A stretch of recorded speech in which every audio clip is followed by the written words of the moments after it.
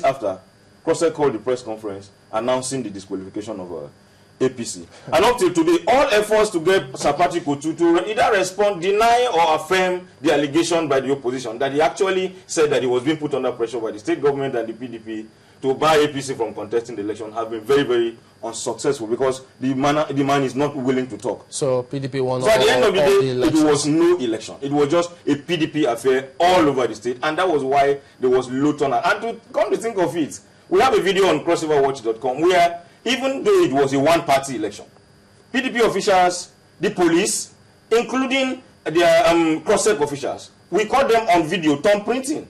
Because, of course, they brought the ballot papers. Nobody was there to vote. And then they started thumb printing themselves. We have them on video on crossoverwatch.com. They were thumb printing by themselves and filling the ballot boxes in a one-party election. If you say there was no election, there matters in court, aren't they, about the same matter? Yes, there are matters in court. The APC was saying that we extend the time for us so that we can participate in the election. The matters, the Friday preceding the election, there was a ruling in court. And, of course, the court quashed some of the objections that the CrossSec brought. But the court wasn't forthcoming on whether they are giving the injunction for the election to go on or not to go on. The court simply said all parties should just respect the law. But you were here before the elections. Yes. And you said there's no opposition. It's just predominantly PDP. Yeah, of course, the merger also gave us hope that if the bits and pieces of people here and there could come together, of course, there would have been some form of contest in some places. There are some areas that we expected that maybe the status quo was going to change. And that was why these people were asking for an extension of time. And we thought that 3 months would have been good enough for them to put their house together to be able to give the PDP a challenge. But that opportunity too was still denied by CrossSec. And I feel very, very embarrassed as somebody who is from Cross River State. It was a waste of taxpayers' money. That's what I want to say. Because how can you do an election all over the state, no opposition? Nobody is contesting with you. And then you call it an election. I don't know, how do you deepen democracy by that kind of... Did the other parties campaign for this? Even by Friday, after the court judgment, they still took their followers and hit the street. They were protested by the ACN. They started campaigning, actually. They went on the street and started campaigning, even though the court had not cleared them for the election. They went on the street and they were campaigning, yet they were denied the opportunity of participating in the election. What is the atmosphere right now? I mean, are people discontented or are they just indifferent? Because, you know, one thing our correspondent said is he talked about apathy, you know, to the elections. Is that how it usually is, or this one is particularly different? You see, my state, frankly speaking, PDP has colonized Cross River State without let or hinder. How do you mean colonized? Or dominated? Dominated. Even the majority of the opposition figures are, I will describe them as pockets of unfulfilled ambitions in PDP. You know, people that could not achieve what they wanted in PDP, then they looked for an alternative platform to see how they could achieve their dream. So most of them, even the population, people are not informed, people are not conscious, they don't know what is going on. So generally, people are indifferent to what is happening. There's a lot of discontent even within the PDP. But it doesn't seem like there's an alternative place where you can run to. So even the opposition itself that you have in Cross River State is within the ruling party. For the opposition figures, they are just a bunch of individuals, really, you know, who are also supposed to be called to account. Apart from PDP, as we talk today, no other political party has an office in Calabar and Cross River State. No other political party. Not even the newly formed APC? Not even the newly formed APC. People are running their parties from their homes. So that means does that mean they don't have a presence?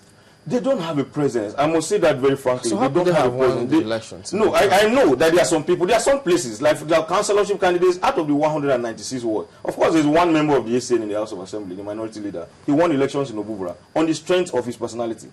Because he had been a local government chairman before. So he won, even when the PDP wanted another person to replace him for a second term, he decided to decamp, and he still won the election. So we're expecting those kind of stunts in one or two places, not necessarily because there's a structure on the ground, but because there are some individuals who could have won this election, even with their own personality, if they were given that opportunity. And another good thing also is that the chairman of the other parties that are defunct now, ACN, CPC, and one other one, I can't remember the name now.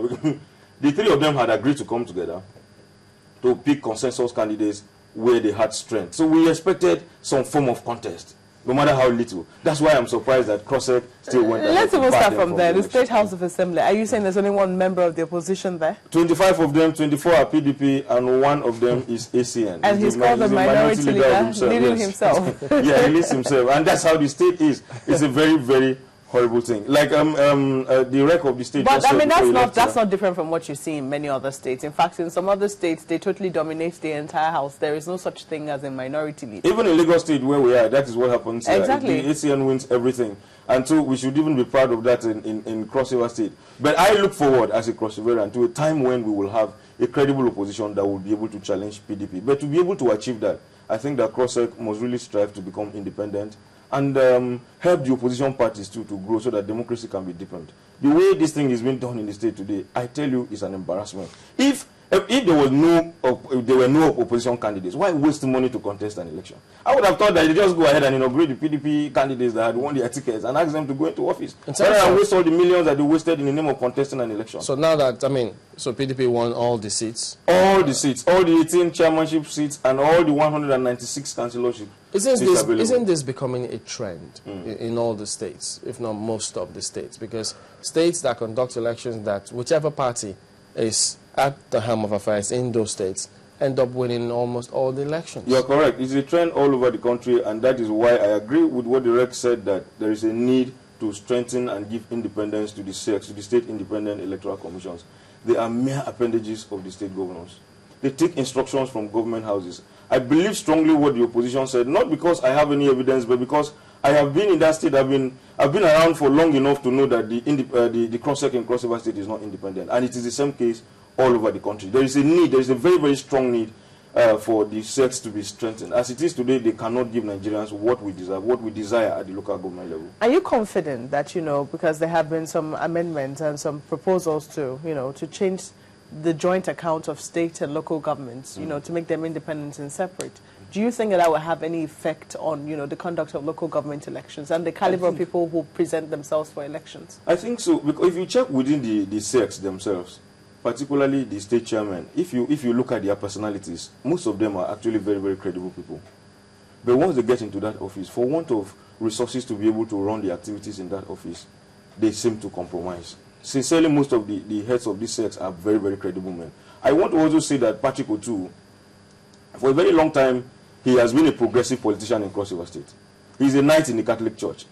And I am surprised at what happened to him at this particular last election. I'm quite surprised about it. What and I think happened that to him, some of this, or what he did? Why would he want? It's not his place to say who to contest election. I would have thought that matters are in court. Since the court is in court, haven't they? They've gone to court. The matter is in court. But CROSEC started all of this by barring the APC.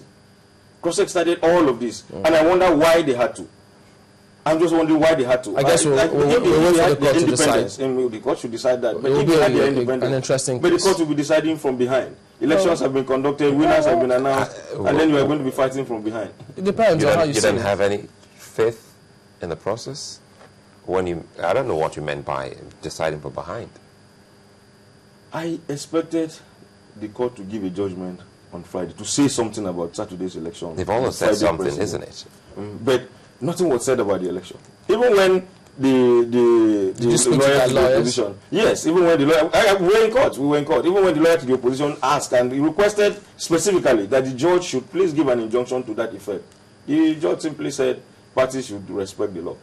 And what did the law say? Well, I don't know what the law says. I'm not the lawyer, but I would have thought that the court would be bold enough to either say the election should go ahead or not go ahead, but nothing of such was said.